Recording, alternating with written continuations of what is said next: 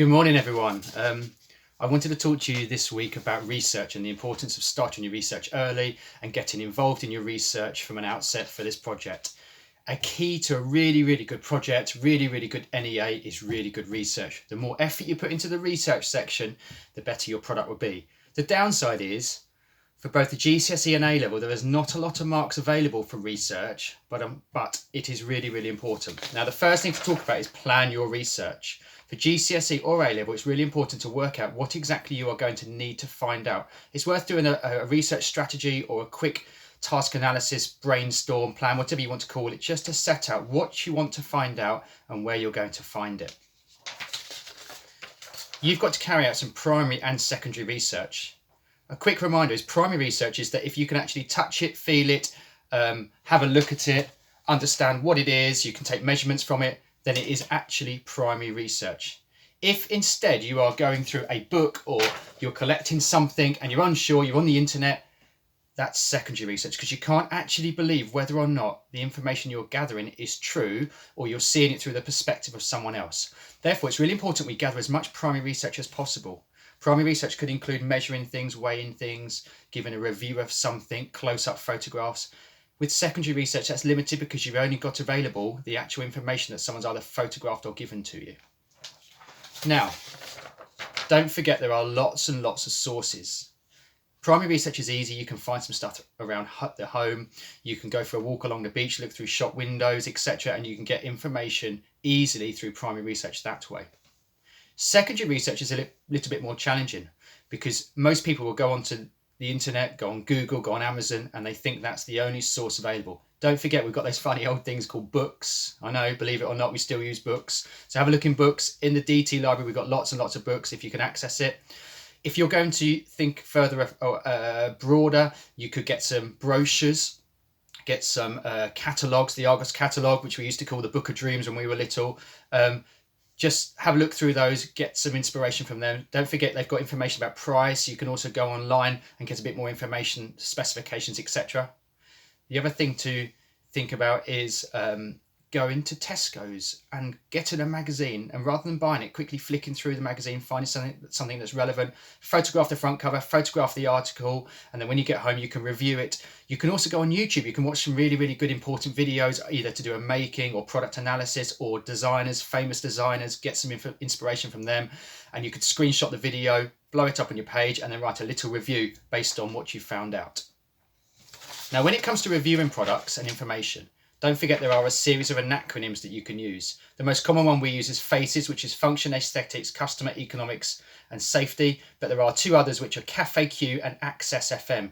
If you go on Google, type in CAFE-Q or Access FM, you can find some more information. You could use those as literal subheadings, or you could build it as a piece of prose and review it like that.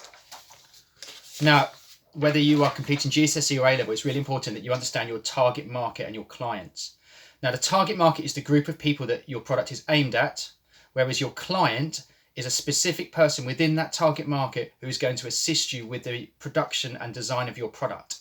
You're going to stick with these people. You're going to use them throughout your project. You're going to ask them for ideas reviews, development reviews. They're going to tell you what their favorite color is. They're going to tell you whether they like this material or not, etc. So it's really important you really think hard about your client and who you're going to use. Beware, parents do lie to you. If you ask your parent whether or not they think it's really nice what you've produced or designed, they'll say, yes, dear, that's really nice, really lovely. Whereas inside they're crying because the work is horrific.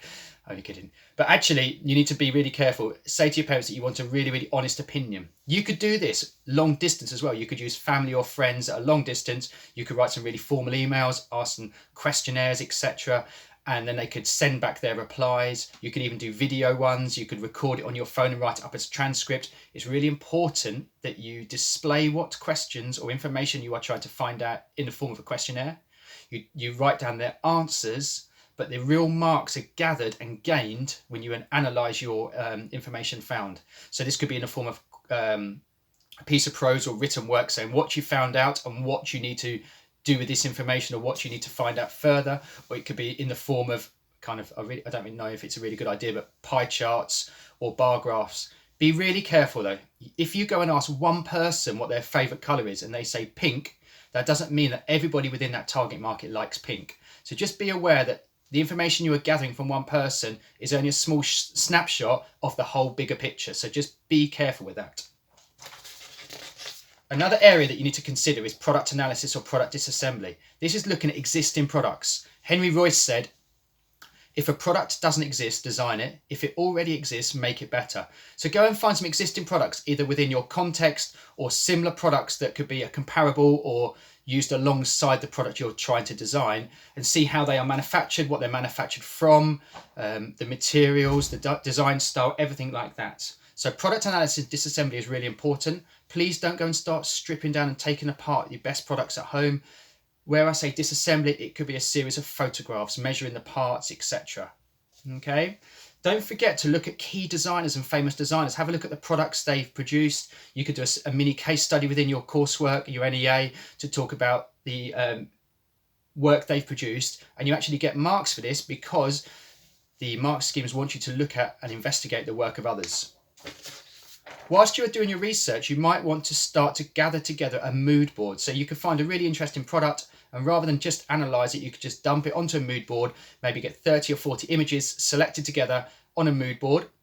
You could then scribble over this mood board.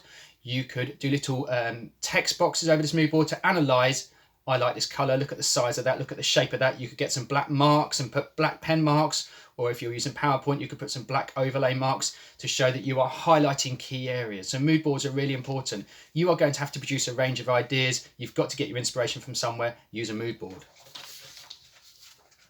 One thing to think about early on is the materials and tools available to you. I'm always a bit dubious of doing this early on in the research section because you don't know what you're going to make, but you need to have an awareness of what's available to you. In the school workshop, we've got lots of materials such as acrylic, plywood, MDF, HIPS, plus a range of metals. We've got some veneers, we've got softwoods, we've got hardwoods, we've got a whole kind of vast cornucopia of different materials. So do consider what we've got in the school workshop. Also, if you close your eyes and you think about the tools we've got in the workshop, do a visual walk around. We've got things like fretch saws, pillar drills. We've got a bandsaw that teachers can use, but we can use that to machine parts down with for you.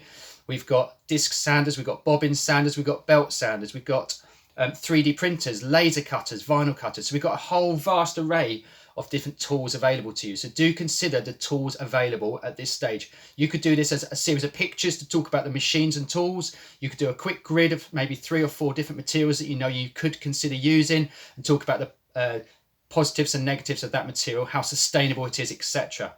On this note as well, you've got to consider the impact of your product that you're going to design on the environment and on the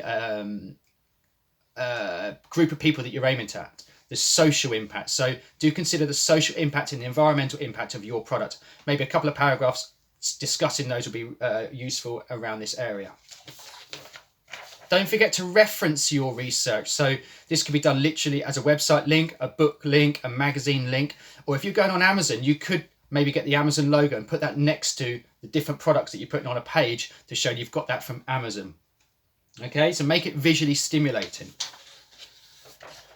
When you've carried out all your research, it's worth doing a review. At A level, this could be a few paragraphs. At GCSE, just a couple of paragraphs. Just quickly bullet point or review exactly what you found out, what was useful and what you need to consider for your design criteria or specifications writing later on. We're talking measurements, we're talking numbers, we're talking about the materials that are really useful, really important, and this will help set out your design criteria. So I'd like you to carry out your research over the coming weeks. Think about what you're gathering together. It's not one product on an A3 sheet, it's several products dotted around with a review. Your target market, you could do one A3 sheet, you could put a picture of them, you could put a background information, you could have all of your interview questions, you could have their answers, you could have a review of what you found out, and then you could have a quick review of what you need to find out further. It's worth also putting on this page a few scribbly sketches based on what you found out, and you think, I've got a genius idea, and you quickly do a scribbly sketch and put it on that page as well. You could also put a little review of your design brief, and if your design brief needs updating, you could put it onto this page as well.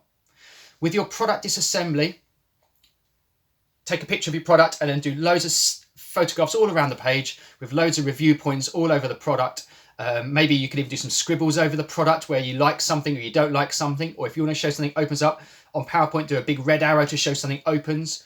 Again, you could put a design brief review. You could do some scribbly sketches based on what you found out. It's just really important with the analysis that you analyze all of your products and you don't simply state what you see. It's really important to consider that, okay? And we will know whether you've actually analyzed it really well, because these design brief reviews or scribbly sketches show that you are interpreting your information found and you're able to kind of use that. So if you've got any questions about the research, anything you want to know, don't forget to email me. Keep going with your research. When I see you, bring in your laptops, use your phones, carry on this research, and just enjoy doing it, okay? Thanks, guys. Keep safe. Enjoy the summer weather.